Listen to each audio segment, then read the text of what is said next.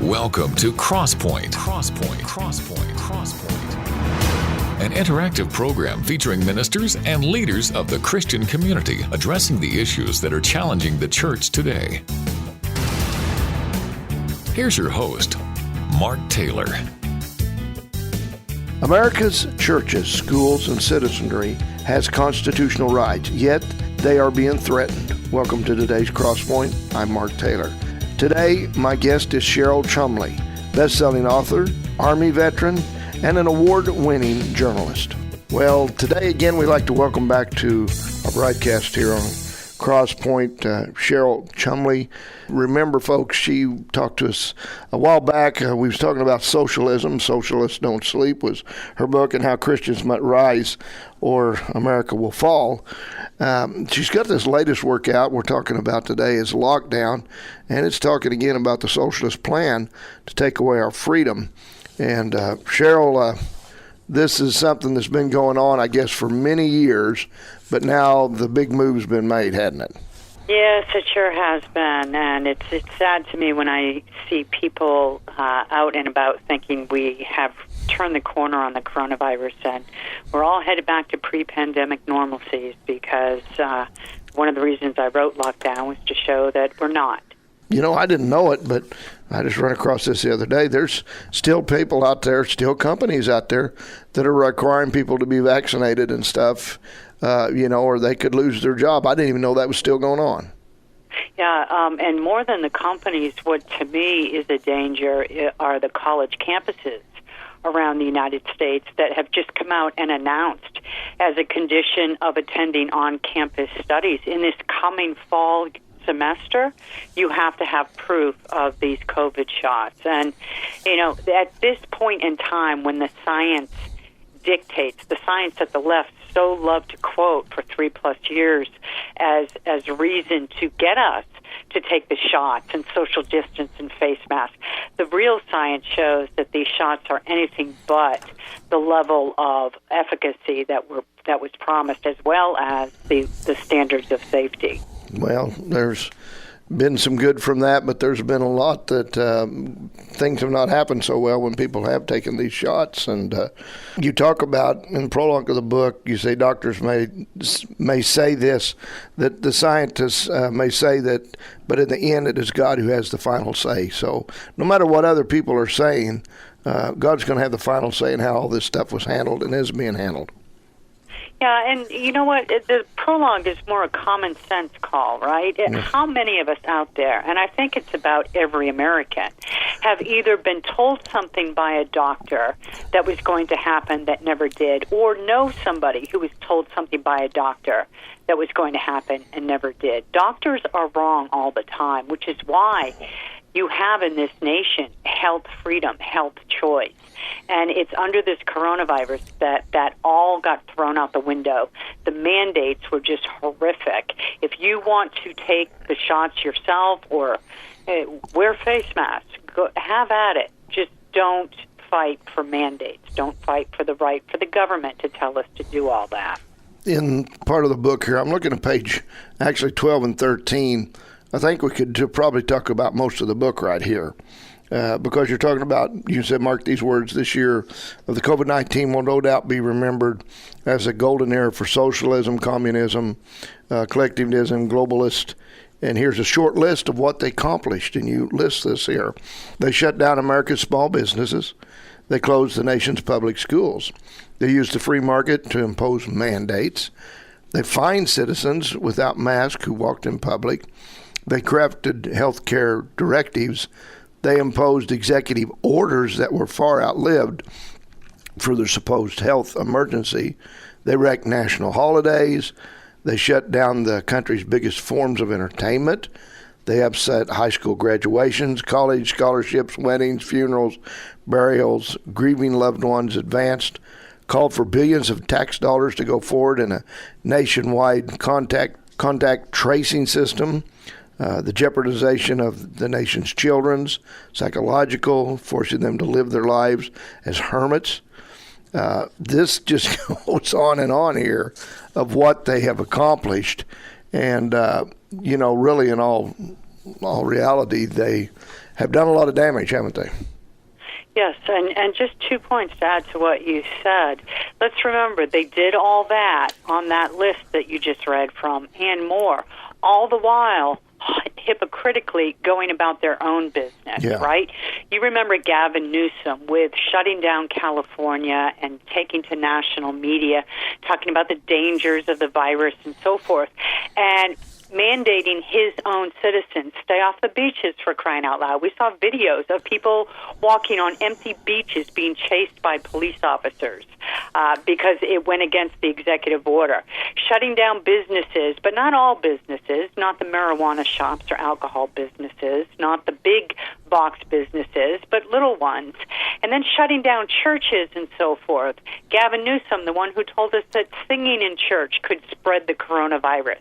And meanwhile, he was out there going to private parties with his big money donors in enclosed restaurant spaces, no face mask, no social distancing, and so forth. And he was not the only one doing that. Right. That, to me, was the biggest face slap, that it was a do as I say, not as I do approach.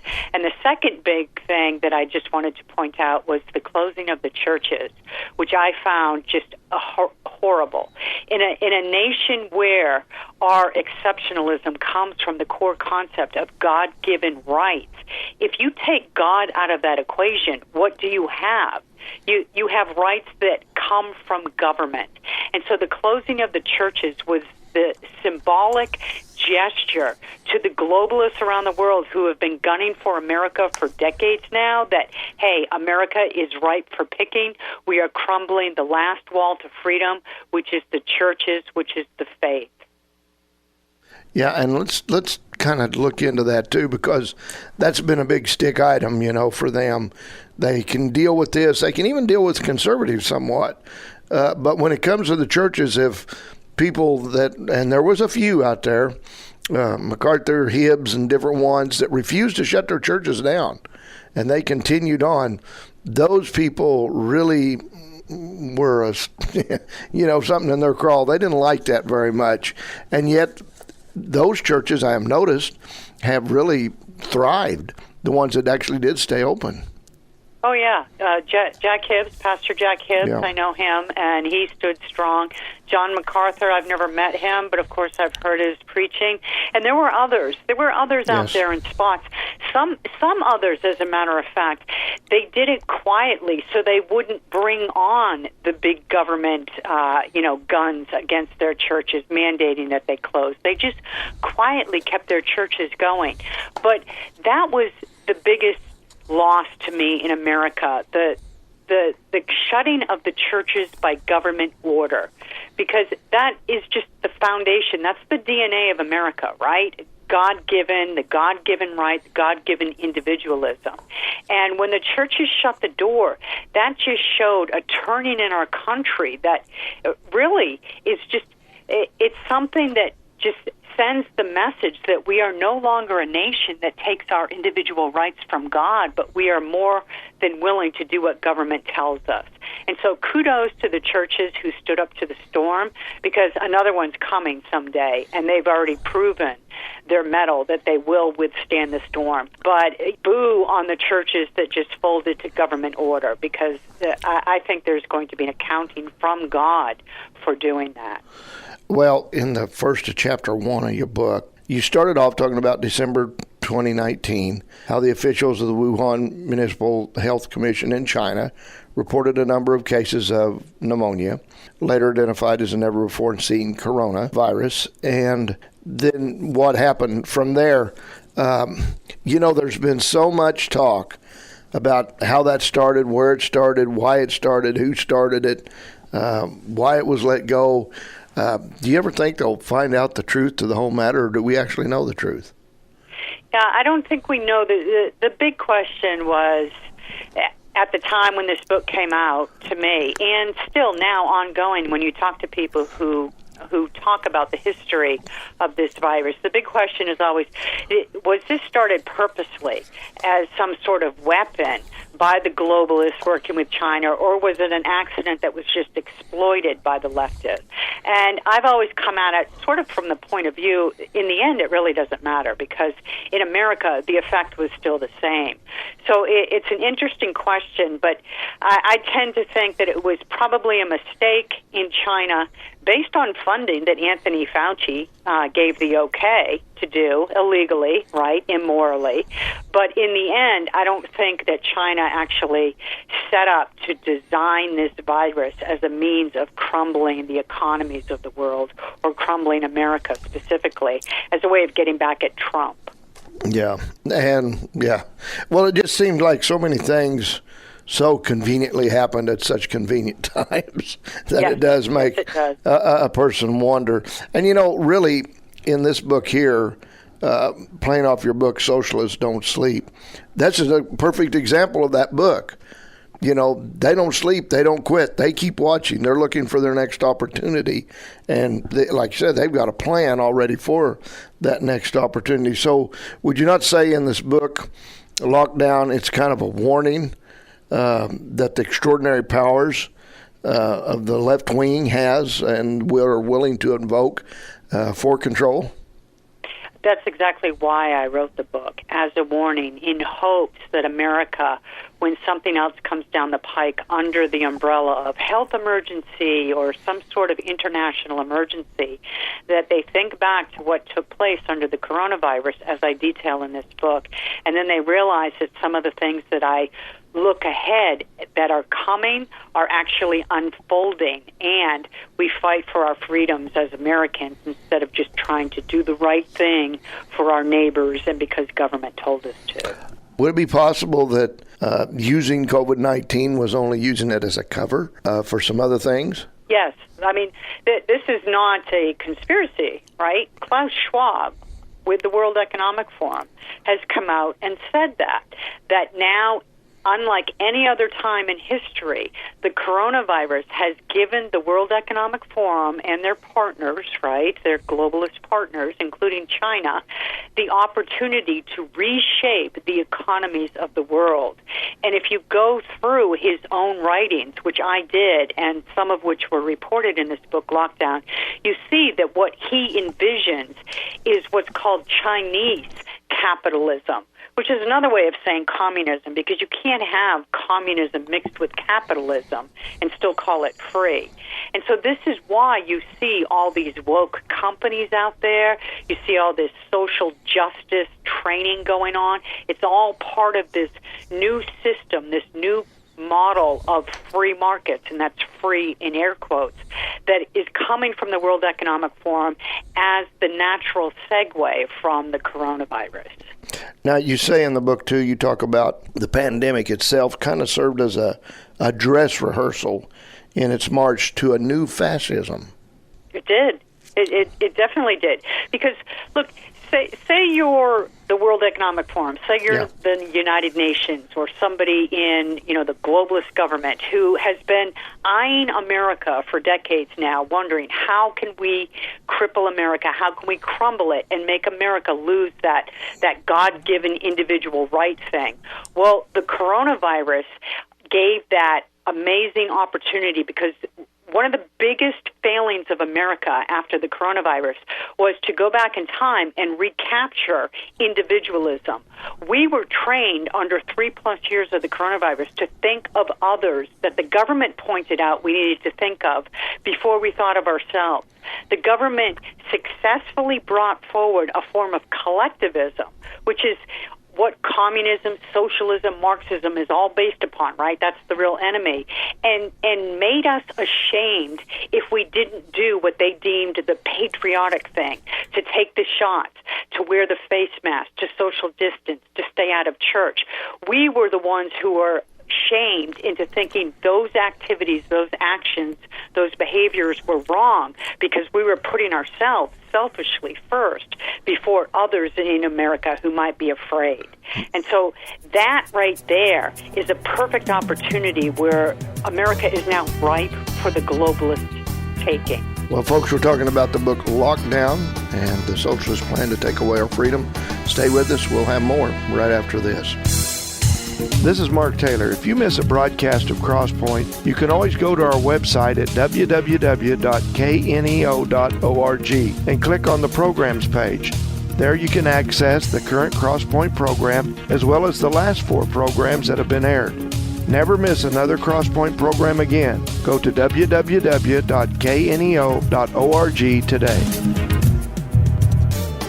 Welcome back to Crosspoint. I'm Mark Taylor, your host. My guest is Cheryl Chumley, and talking about the book Lockdown, the Socialist Plan to Take Away Your Freedom. Cheryl, tell people how they can find out more about you, about this book, and what you do.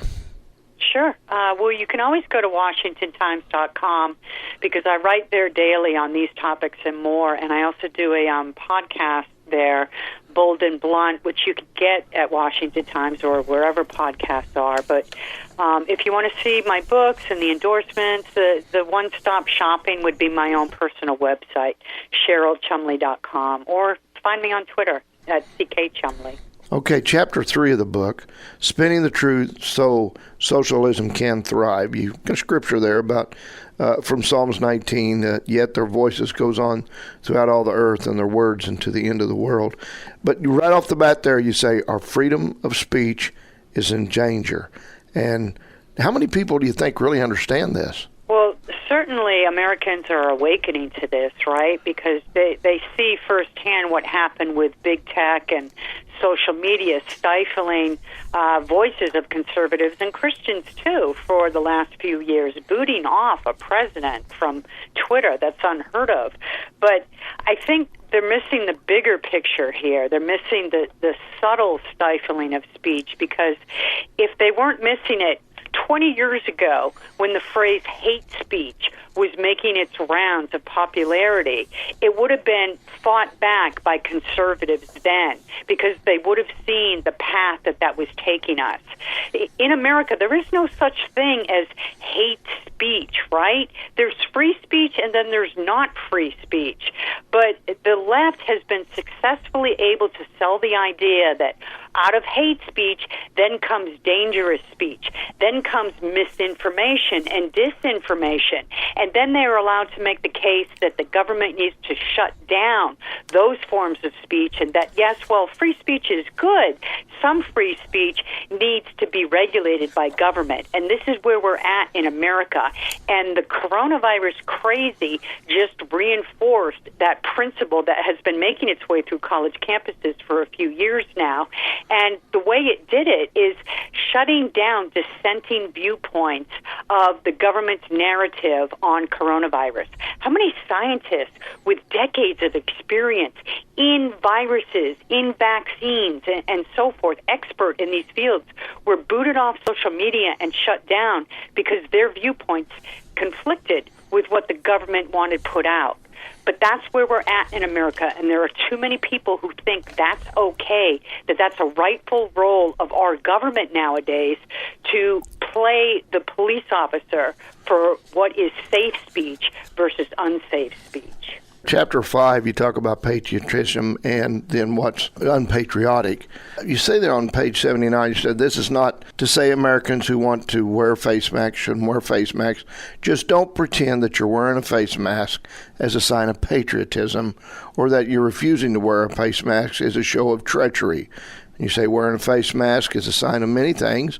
A sign of believing in the power of the cloth to filter out the virus, or a sign of believing in the might of the medical community, a sign of obedience to the government, a sign of faith in government, a sign of apathy and willingness to go along with this sign of, if it's a sign of fear. Some people in America truly do wear the face coverings because they do believe that they're truly saving others from the virus. That's their choice. But wearing the face mask as a sign of patriotism, you say no.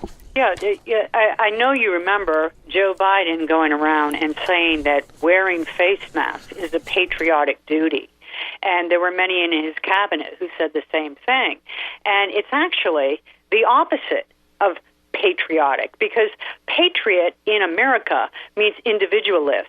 It means somebody who thinks for his or herself and decides his or her own actions in life, absent of government order. The government, to a patriot in America, is only there to recommend or guide or advise, but not to dictate by executive order, not to just issue a regulation from the White House and have it carried out as if it's law.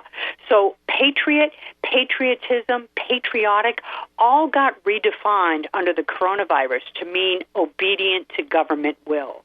In Chapter 4, you talk about, exploring the COVID-19 is fun, but you also talk about, the youth. And the youth are the ones that really picked up on this. I mean, the youth seemed to go along with this a lot more than other people did. Is that what they were really trying to do, was to get the youth on their side? Oh, well, absolutely, right? Because the youth for years now have been corrupted in the school system by teachers who are hailing from the Democratic Socialists of America, right? In my previous book, Socialists Don't Sleep, I showed how the DSA actively recruits teachers to go into the public school systems to teach the younger generations in the socialist Marxist way to go. And so the outcome of that, first we were seeing years and years ago on the college campuses, right? If you happen to be a Republican student or a conservative leaning student, then your professors would attack you because 90% of professors on college campuses have been taken over by the left ideology in recent years. But the public school systems have actually gone down that same path. And what we're seeing now coming out of the public school systems, grade 12 and below, are kids who are trained to think that America is inherently racist, founding fathers are archaic, and their views have no place in modern society. The free market is discriminatory, and that socialism/communism is the way to go. And so it's no wonder that these kids, told to wear face masks, told that they have to get shots, told to stay away from kids at school, and even told to stay home and study on their computers, have gone along willingly. And you have to think, the repercussion here is these are the next generation of leaders in America, afraid to do anything without the government giving them the thumbs up. Well, and this has caused a lot of, a lot of issues with people getting along with each other, because some people were definitely against this, other people were all for it, and it really kind of split the people up. And so, to me, what happened, and you talk about this in the book, and also as the book leads up to this, I mean, look at what was happening in America, tearing down statues, anything to try to separate the people. And then here comes a pandemic, and it really did seem to separate the people. Yeah, and the face masks were the outward show, right? They were the tell of where you stood. I mean, it was sort of crazy. If you wore a face mask, then you were accepted. You're one of us. But if you dared to go into businesses, especially businesses that had those stupid signs on their door, face masks must be worn to enter. It's the law. And I say stupid because it never was a law, right? It was just a dictate by a local health bureaucrat. And if you actually went into the stores without wearing a face mask, as I did, it was almost always the younger people, the Gen Zs and maybe millennials, who would just happily come rushing toward you and telling you that you had to wear a face mask. You had to wear a face mask. They were like mad parrots, just saying the same thing over and over. And to me, it was like the ignorance on display, but they were given the platform to try and force older Americans or other people to do their will. And it was crazy how America was just corrupted by this. Honestly, here I am in Northern Virginia, and I still see some of this still going on today. True. Yeah, there's still people wearing, I don't understand it. I can't understand, especially when I go to churches. And they're still wearing face masks, some of them. That still or makes me... Or in their cars by themselves. Yes, exactly. It just don't make any sense. And speaking of that, it's, how was it that you had to wear these face masks in these airports, but then 300 or 400 people on an airplane sitting side by side, and that wasn't, and then you had to come on, in social distance, you had to leave in social distance, but you sat arm to arm with people, and that wasn't a problem? Yeah, I always saw the face masks, first off, as very non-scientific based, because if face masks had been proven to work, then we would have been wearing them long ago when other viruses popped up. But we've already had the science that they don't work. And then the second thing I saw them as is very political. They were just the outward announcement of whether you obeyed the government or not. And you were setting yourself up as a target if you chose not to wear them. Yeah. There's still a plan out there that, like you said in the other book, Socialists Don't Sleep. Well, in lockdown, there's still other plans out there for other lockdowns to come. And you're trying to tell America in this thing to wake up because you believe there's a crucial warning to America about what's just happened, as this is only the beginning. It absolutely is. And don't take my words for it. Read Bill Gates's latest book, How to Prevent the Next Pandemic, which came out coincidentally the exact same day my book, Lockdown, came out. In his book, which I have and which I've gone through, he is talking about the next pandemic as if it's a certainty, which, of course, we all eventually there's going to be another pandemic, right? Viruses come and go. But he has a listed way of how governments of the world need to coordinate and cooperate with each other, meaning under the globalist World Health Organization, to respond to these pandemics. And in his view, it entails funding this small task force of select scientists who, as soon as the virus crops around the world, they'll rush to that area, investigate, and then start to tell governments how to respond to the pandemic. And if you remember how Bill Gates responded to the coronavirus, he said China actually did it best by shutting everything down. And so this is what we have on the horizon. We have billionaires like Bill Gates, who is already in partnership with some of these zealots at the World Health Organization and China and so forth. And he is basically paving the way for the next pandemic and how we will be shutting down once again. Yeah. Well, I recently went through heart surgery and had a lot of opportunity to be around hospital people, just ask questions and if they wanted to talk, get their feeling. But, one person had said to me, this was a doctor, said that the virus was created for the serum, the antidote. He said there was more money made in this whole deal by pharmaceutical companies than you could ever imagine. Oh, gosh, yes. Yeah. It's wow. For him to say that, I mean, but the money, it was what, hand over a fist? Is that the expression? Unbelievable amount. Yeah. Yeah. So tell people again now, if they're interested in your book here, or all your other books, because they are good books, or what you do, where they maybe want to go and read your articles and stuff, how would they do that? You can read me at the Washington Times every day, and you can also subscribe to my newsletter there to get my commentaries and Bold and Blunt podcasts right in your email box. You can go to CherylChumley.com and see my books, order them if you like, read the endorsements from Newt Gingrich to Steve Bannon. There's a lot of nice things people have said about my works, and you can, again, you can find me on Twitter at CK Chumley. All right, folks, we'll stay with us, and we're going to be back with more in just a moment.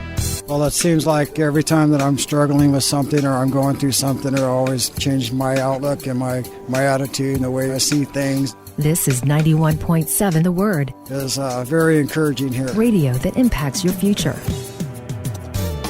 This is Crosspoint. I'm Mark Taylor, and my guest today, Cheryl Chumley. Now, Cheryl, I noticed here in your list of things that you're an Army veteran. Is that correct? Yes, I am. And in doing, being in that part of our branch of government or, serving our country, how does this make somebody in the military feel? Because the military really took a hit on this. How many people got kicked out of the military or was demoted in the military because they wouldn't take the shot? I mean, this really had an effect on our military. On so many different levels, I found it distressing. First and foremost, because, first person, I am an active Army veteran. So I understand the hardship and the sacrifices that members of the military already make by joining. And then second off, it was again personal because I had a son, 21 or 20 at the time, and he wanted for pretty much most of his life to join the military. And he decided not to because of the shot mandates and because of Joe Biden and the leftist policies that were taking over the military, the wokeness and so forth. And then he had friends in the military who were forced to take the shot, and they were terrified. They tried not to, but they were terrified about it, and they were forced anyhow. And I interviewed many people who had sources within the military or who tried to get out of the military because of the mandates, the shots, and they weren't allowed. They were forced to take them. And I actually think that any member of the military who has a negative outcome from the shot, we as taxpayers have a moral duty to pay some sort of retribution, some sort of, payback for forcing these soldiers into shots. It's just the right thing to do as a country. In the part of the book, you talk about lessons on deception from Animal Farm. On 172 here, you say, if America's loss loses the concept of rights coming from the Creator, then the government will have an open door to tend to or tread on individual rights. If America loses the concept of rights coming from God, what is the difference between this country and any other country? This could be also then considered a spiritual battle. Oh, it definitely is. And as a matter of fact, the whole coronavirus, you could see the demonic forces at work. If I don't know how many personal stories you have of just vicious backlash from refusing to go along with the government orders or the mandates of the local bureaucrats, but I have plenty. And these people weren't just disagreeing with your opinion. They were demonic about it. And if you look at what's taken place in America in the last few years, it's like an open floodgate of all these satanic forces that have really the delusion that's come across America about our founding and our DNA and the proper role of government versus the proper role of citizens. It completely changed the landscape of our nation. And so when you look at fighting for America and keeping our liberties intact for future generations, all roads lead back to the fight for God-given individual liberties. Everything else is just a whack-a-mole battle. Everything comes back to keeping God at the forefront in our society. Towards the back of the book, and then there you say this is a part where the interested reader would ask, okay, so what do we do? Here's the biggest one. God will not be mocked. What do you have to say to that? There's a lot of people in this country the last few years who've had their eyes awakened to the perils we're facing as a nation. And there are a lot of people in America who come out on election time and they hold prayer vigils for America. And that's all well and good. I join the prayer vigils, and I pray for our country too. But you can't mock God by praying for His grace and then turning around and continuing in the same sin that you were previously before you prayed. And I look back personally on Obergefell versus Hodges, the U.S. Supreme Court case that ushered in gay marriage as a thumbs up by our government, to say by our entire country. And I see that as the time in America where God turned His back on our country and said, and this is a biblical principle, if you want your sin so badly, have at it. And so He's allowing us to deal with the consequences of our sin right now. We are past the point where we can just pray for God to intervene. We need to repent too, because it's confession, repentance, and prayer that is the three things that work. It's not just prayer. And so God's not going to be mocked. We can't expect Him to save our nation if we're not going to put in the hard work of turning from our sin. You talk about the adulterous behaviors that we engage in our society, that seems to be the norm these days, and how we rubber stamp what you was talking about, gay marriage. We're willing to give up our privacies, and that happened a lot during the COVID lockdowns and stuff. And even our national security. Look at how much we were willing to let that go just over this pandemic stuff. There almost seems like there's more of a sinister plot here than just a pandemic. Well, there is, right? And the latest, and this is why, if you want clarity on what's going on in America and around the world, to me, it just makes sense to look at it the battle of principalities, right? Because everything goes back to God, like I said, to save our country. But everything that's going wrong is of the devil. And if you look at the LGBTQ agenda and how it has completely flourished since Obergefell v. Hodges, ushering in gay marriage, right? That is just a symbol of the cultural demise of our country, very, very Rome-like. But under this administration, we're not just embracing the sins of the LGBTQ agenda. We are flaunting it. The LGBTQ flag hanging from the White House in between two American flags, as it was just a couple months ago under this Joe Biden administration, that's just an announcement to the world that America has turned a corner. We no longer care about God. As a matter of fact, we'll mock God because we know better than God.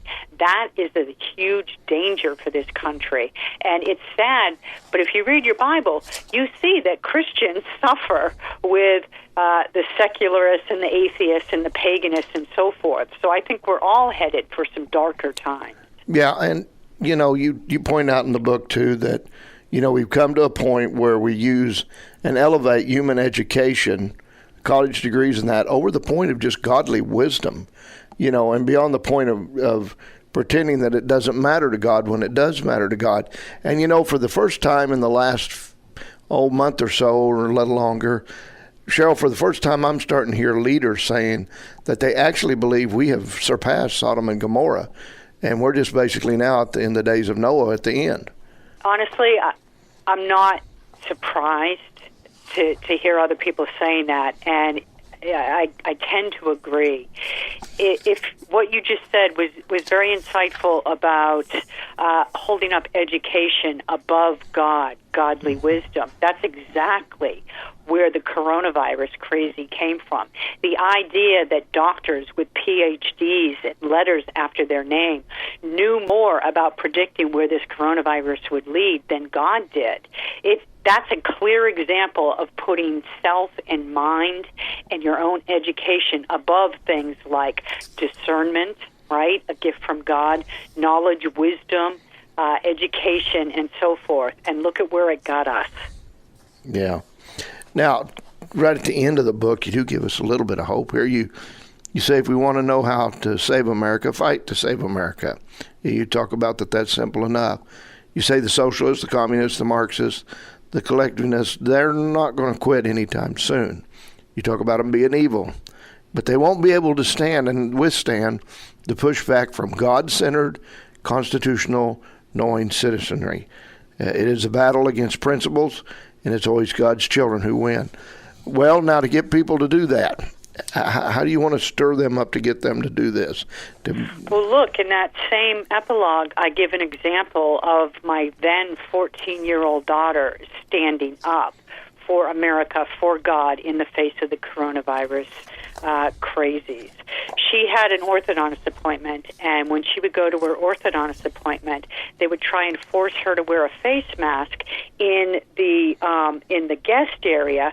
But then, as soon as she got in the seat in the exam area, she would take the face mask off, and she refused to wear the face mask at all because, first off, in our family, we thought the face masks from the very beginning were stupid and non-scientific in terms of what the government promised they were for.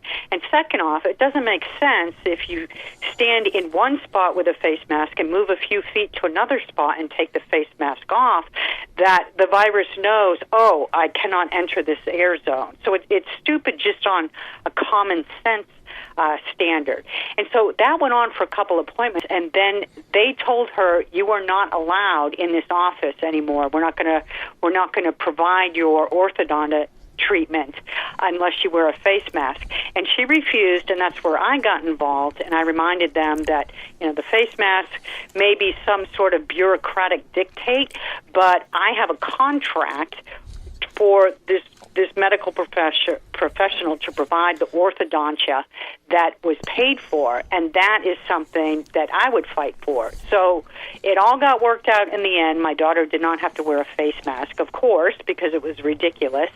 But my main point here, the takeaway is, if a 14-year-old girl can stand up to 6 adults who surrounded her in the sitting area and tried to force her to wear a face mask, and she sat there politely and said no and refused to, then think what an adult can do under similarly stupid conditions.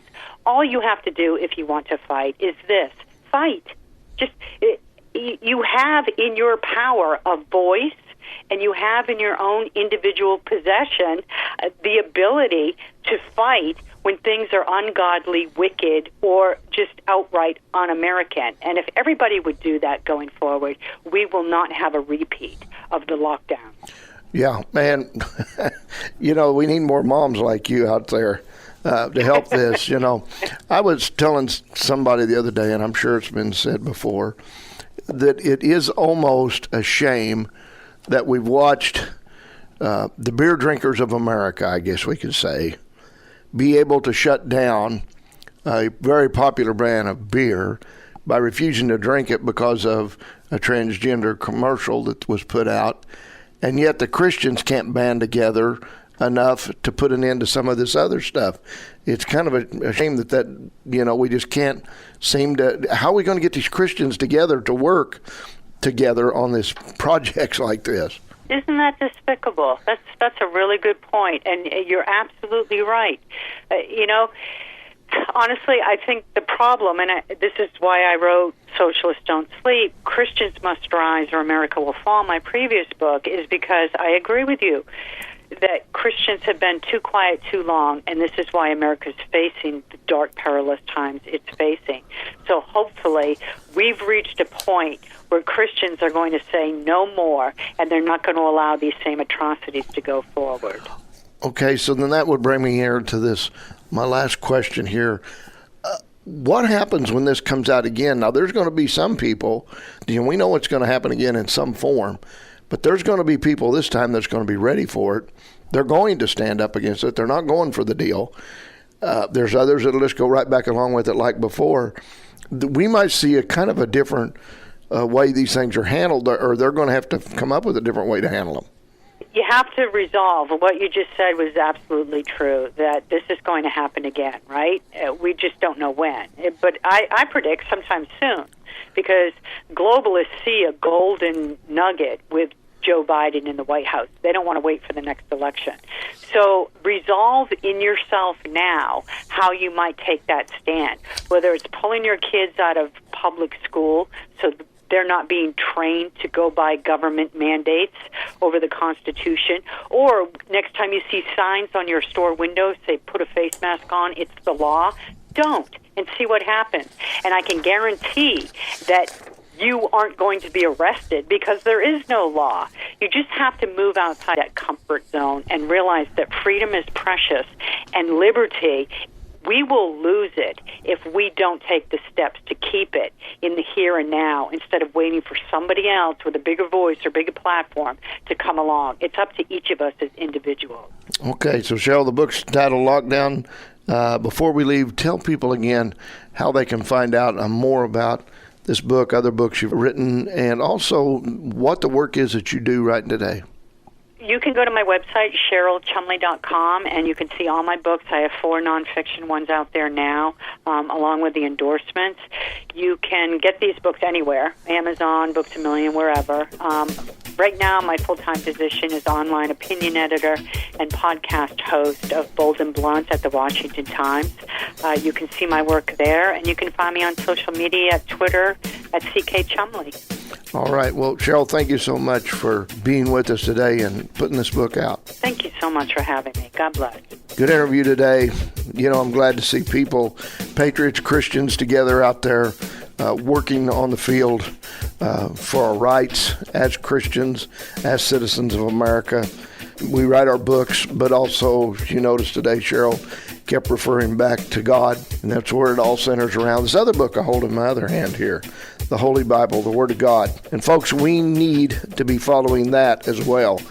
It really helps on all these other books for us to understand them if we know the Bible.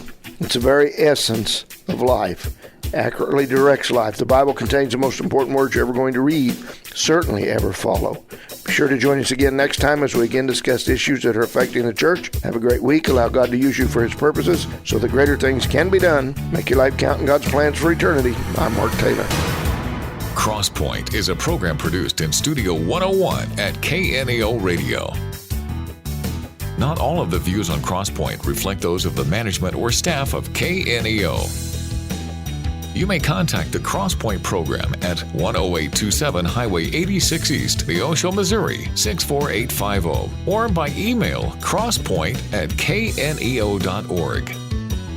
You can hear Crosspoint 4 times a week: Saturday morning at 1, Saturday afternoon at 2, Saturday evening at 9, and Sunday evening at 7. You can also listen anytime on. Are you walking in everything God has for you? Hi, I'm Pastor Gary Culp, and I'd like to invite you to check out the Exceedingly Abundant Ministries podcast, available from the Sky High Podcast Network. This 30-minute weekly Bible study will give you time to grow spiritually and get to know God and His Word on a deeper level. God has more in store for you than you ever realized. Listen to Exceedingly Abundant Ministries today and learn about how God can do more with your life than you ever imagined.